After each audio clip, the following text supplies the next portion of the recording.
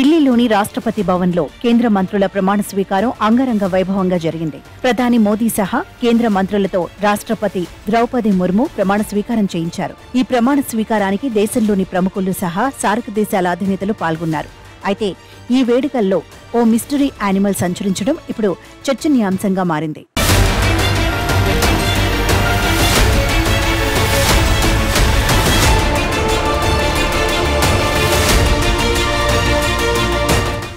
దుర్గదాస్ మంత్రిగా ప్రమాణ స్వీకారం చేసి సంతకం చేసి లేచిన సమయంలో రాష్ట్రపతి భవన్ మెట్లపై ఓ జంతువు సంచరించడం ఇప్పుడు సంచలనంగా మారింది.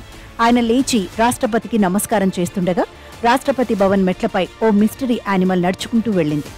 అజయ్ టంటా ప్రమాణ స్వీకారం చేసిన సమయంలోనూ ఆ మిస్టరీ యానిమల్ కనిపించిందని నెటిజన్లు చెబుతున్నారు.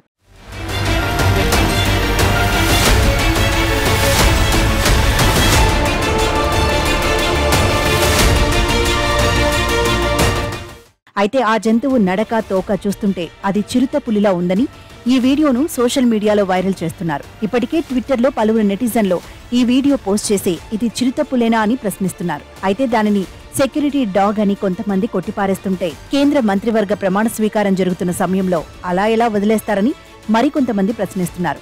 ఇక ఈ వీడియోను ఎడిట్ చేశారని చెప్తుండగా ప్రమాణ స్వీకారం లైవ్ ఈవెంట్లో జంతువు సంచరించినట్టు స్పష్టంగా కనిపిస్తోంది.